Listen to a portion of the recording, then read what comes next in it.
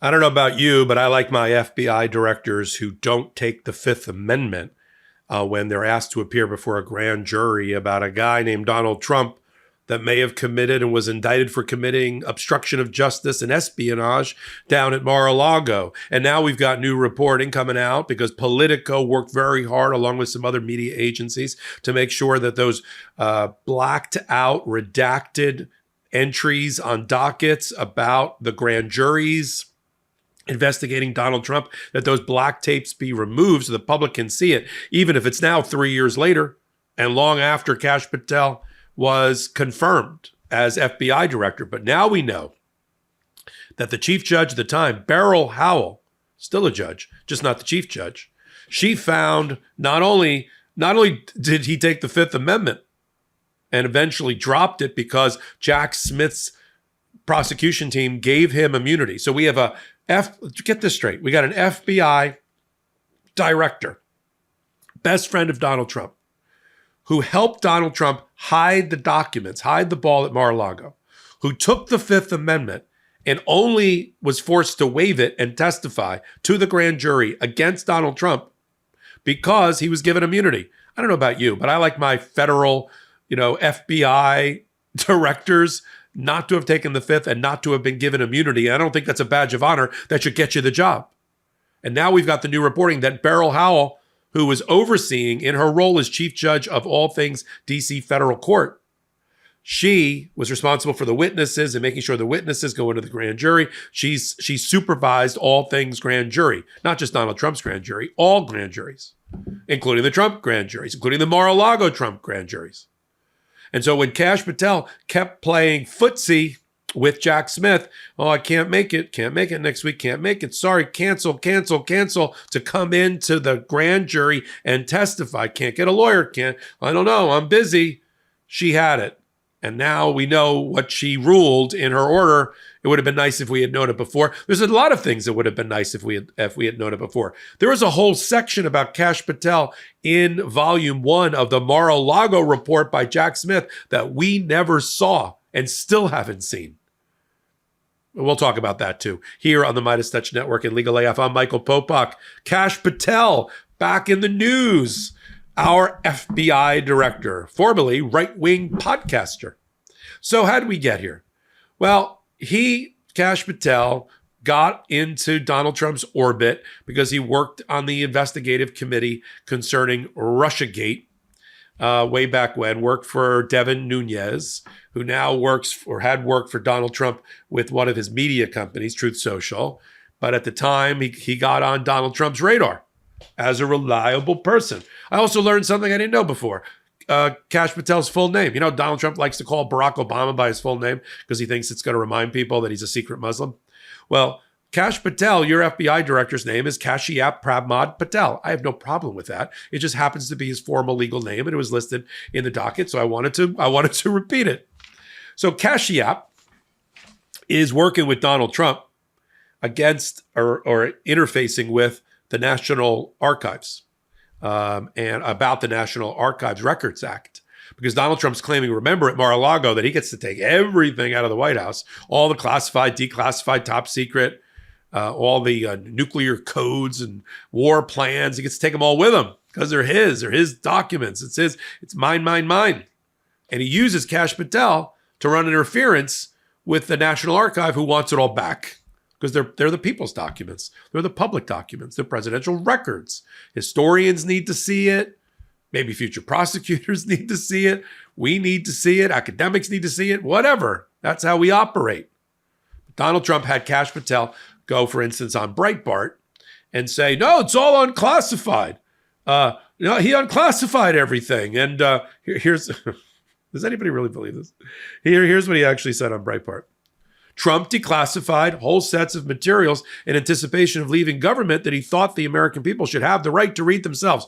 So Donald Trump wanted the American people to read them. So he was going to store them at Mar-a-Lago in the bathroom and the dining room. And then what do? I call up, and while I'm making, can I buy into the golf course in Mar-a-Lago? $1 million? Sure. And do you have a room there? And can I also take a look at all the boxes that you have that the American people have a right to see?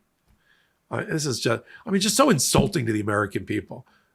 Everything about Donald Trump and the administration and those around him were just insulting to the intelligence of the American people. You guys know I love my late night snacks, but not the sugar crash after. That's why I'm obsessed with Magic Spoon. It's the cereal and treats you remember from your childhood, reinvented.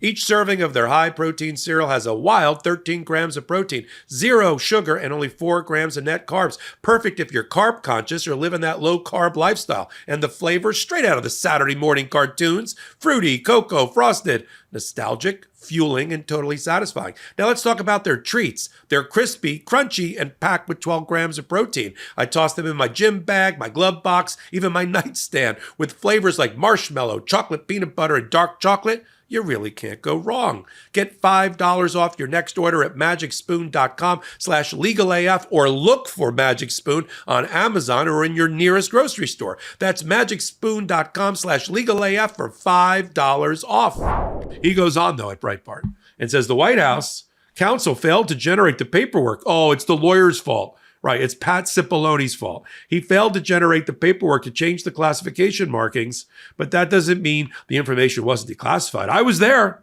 with President Trump when he said the magic words, Beetlejuice, sorry, we are declassifying this information.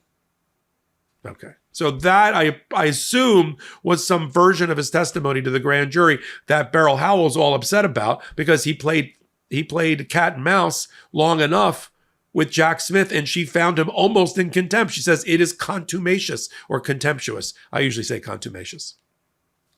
But the real takeaway from all this is to remind people, he took the Fifth Amendment, right? And it matters that the guy, Donald Trump took the Fifth Amendment in many cases as well.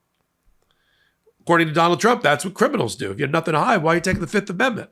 And he only came clean and gave this bullshit story about records and declassification, apparently, when he was given immunity. So he knows his story's BS. So they have to give him immunity or he's not going to testify. It's very hard to compel somebody to testify if they're just going to take the Fifth Amendment in front of the grand jury. And then we have, of course, the Mar-a-Lago saga. So why wasn't a lot of this investigated at the confirmation hearing for Kash Patel? First of all, he refused to talk about his testimony, in his view, smartly, because he's like, they don't know what I said. I'm not going to tell them what I said. They didn't really hammer him on the Fifth Amendment assertion, which they should have, and the fact that he was given immunity and run that through. But there would have been a lot more to cross-examine Kash Patel with if Merrick Garland hadn't been kind of a little bit asleep at the switch and a little slow-footed in releasing the Jack Smith reports. Remember, he had 2 volumes of reports. One about Mar-a-Lago, one about the DC election interference. In volume 1 about Mar-a-Lago, we know there was an entire section about Kash Patel and his testimony. But Eileen Cannon, remember that blast from the past? The federal judge down in Florida, she stopped the release of the report with an injunction and an order because there were 2 other criminal defendants who did not have immunity in the case, because she had stopped the case against Donald Trump already, citing immunity and improper special prosecutor appointment and whatever. But there were still the 2 other guys, Walt Nauta and Carlos de Oliveira, that worked with Trump, so the indictment goes, to obstruct justice and hide the fact that they had stolen everything. Try to erase the video, surveillance cameras, change the locks, hide the documents, put things in Broncos and then on airplanes to get away from Mar-a-Lago, hide things, and move things away from federal investigators who were arriving or hiding them from Donald Trump's own lawyers. That testimony came out. But that report would have been fascinating. And all Merrick Garland had to do, because he said, I don't believe you have the power to force me not to release that. That would be a separation of powers issue. And he could have taken that up to the 11th Circuit, and he would have probably won. But he agreed not to release Volume 1, which I never understood. All he had to do, by the way, is just dismiss the case against De Oliveira, the IT worker, and Walt Nauta, the butler, like an elaborate game of Clue, and just dismiss it. Then there's no case, there's no jurisdiction, there's no power. You take away the power of Eileen Cannon and you release the report, which was the more important thing to do for the American people, that Volume 1 and Volume 2 be released. Instead, he gave Volume 2 to Pam Bondi, telling her to do it. We'll never see that. We should forget the Epstein file. I mean, don't forget the Epstein files. I want to see that released. So that's one. And two, the American people wanted to see what was inside there before the election. But no, didn't happen. And then we didn't have it. The Senate didn't have it to cross-examine Kash Patel with. But now we have drips and drabs of what happened. Kash Patel, Fifth Amendment privilege, given immunity, almost found in contempt by Judge Beryl Howell, and now is our FBI director. We'll continue to follow all of this right here on the MeidasTouch Network. Take a minute, hit the free subscribe button, but come on over to Legal AF, the YouTube channel, and do the exact same thing there. Legal AF MTN. Got more than a dozen contributors. I just added. It's amazing. I'm so happy. Adam Klasfeld. Adam Klasfeld, All Rise News. He's the legal journalist. He's the legal journalist we go to for our information and input. And now we've got him on Legal AF exclusively for videos and the like. Adam Klasfeld, only on Legal AF YouTube channel. So until my next report, I'm Michael Popok. Can't get your fill of Legal AF? Me neither. That's why we formed the Legal AF Substack. Every time we mention something in a hot take, whether it's a court filing or a oral argument, come over to the Substack. You'll find the court filing and the oral argument there, including a daily roundup that I do called, wait for it, Morning AF. What else? All the other contributors from Legal AF are there as well. We got some new reporting. We got interviews. We got ad-free versions of the podcast and hot takes. Where? Legal AF on Substack. Come over now to free subscribe.